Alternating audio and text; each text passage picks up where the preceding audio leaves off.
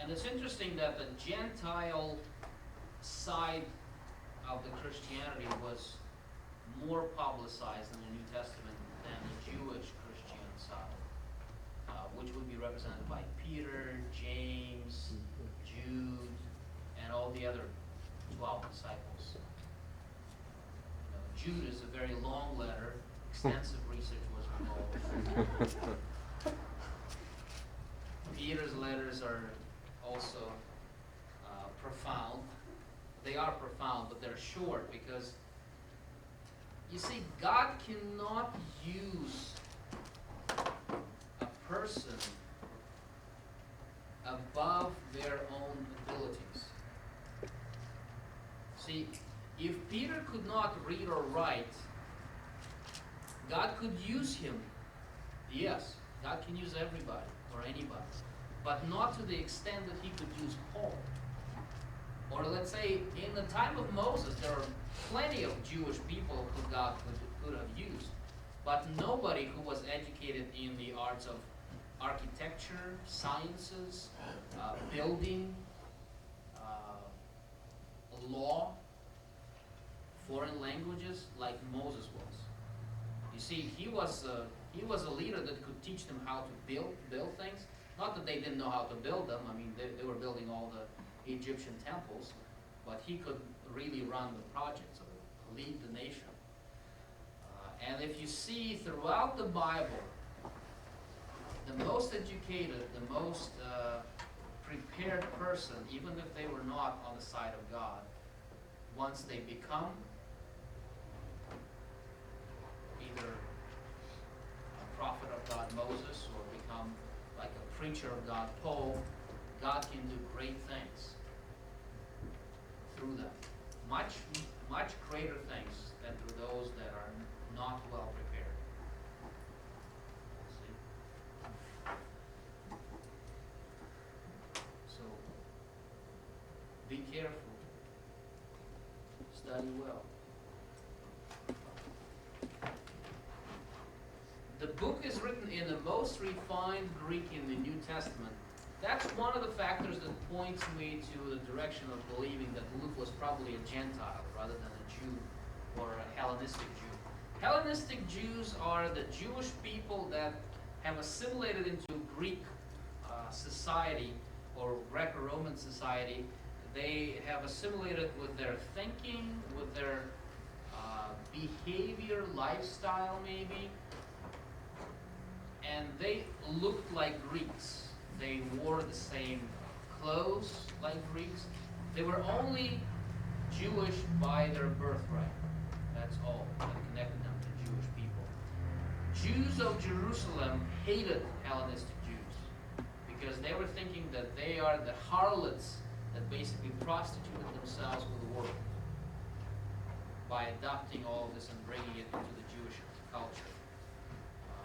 Just the same way as Arabs who have assimilated into other cultures are hated by Arabs in the Arab world who are living in poverty and basically are forced to do whatever their mullah says. So there is that disagreement going on in the background. Luke also contains 4 hymns of the early Christian church. One is the Magnificat of Mary, and these are Latin names given to them later on by Roman Church. They're not. Luke is not writing. Oh, okay. And by the way, this is a Magnificat of Mary hymn over here, so be sure to get all the words right. But we know from the literature, from the style of Greek that is being used in these particular references, that it is in fact poetry, or rather a song or a hymn. Unfortunately, we don't have music to it, so we can't sing it, but Magnificat is one of the musical expressions of the Catholic Church that we know until now. It's Blessed Mary and so on. Gloria in Excelsis, there's a hymn like that, I know. Then there's a Benedictus of Zacharias, it's basically blessing of Zechariah. Glory in Excelsis, that's when the angels are basically proclaiming the glory to God. And then Nunc Dimittis of Simeon, basically blessing of Simeon of the little child Jesus.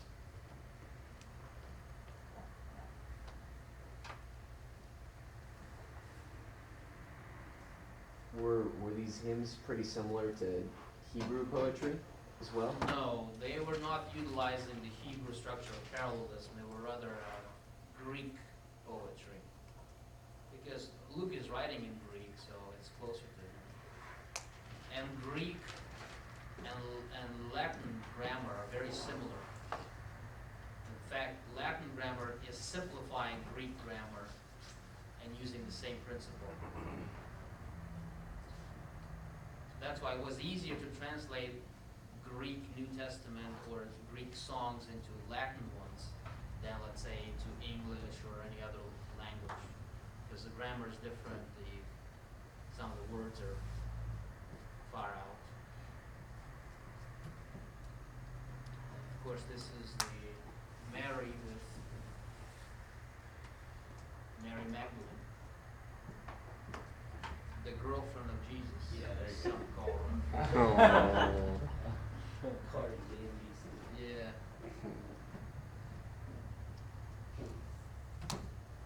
All right. So, what is a survey of Luke? First part is the introduction of the Son of Man. It's chapter 1, verse 1 until chapter 4, verse 13. Then there's the ministry of the Son of Man, chapter 4, verse 14 until chapter 9, verse 50. Then, of course, the rejection of the Son of Man, verses chapter 9, verse 51 until chapter 19, verse 27.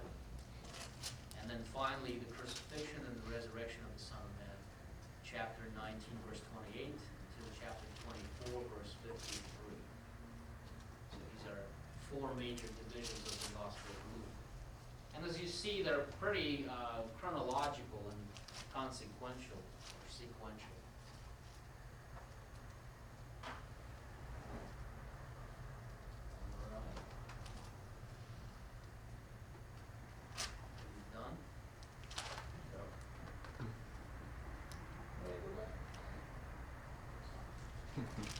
Not done with the previous one? Yeah. It's in your textbook, you know. I need to write it so I can learn it. Oh, okay. That's right. That's a good excuse. I'm only doing what my wise Hebrew teacher and Greek teacher taught me. What was that? I'm only doing what my wise Hebrew and Greek teacher taught me. Oh, really? Yeah. I wonder who that might be. I think Chad's his name. Oh, yeah, that could be. Tim. We call him Tim. What is your name? Tim. It's from Monty Python. what is it? Monty Python's Holy Grail? Or Holy Grail? What is your name? What is your quest? The most stupidest movie ever made. I don't know. No, I think Napoleon who died. No. Dude, where's my car? It's Could the be the worst. stupidest movie. You didn't like Napoleon Dynamite? Oh, we coined all the phrases in Hebrew. Oh, yeah. All of them. Oh, it'd be great. That's great. Yeah. Oh, that's right. The best was he We were didn't even know short what of we were doing talking the about. creative dance Yeah. at the end of the movie. He didn't even know what we were talking about for the first half of the semester because he hadn't seen it yet. And he got to see it. And we couldn't shut him up and saying. It's hilarious. We also do Office Space and so many other ones. Yeah. Star Wars.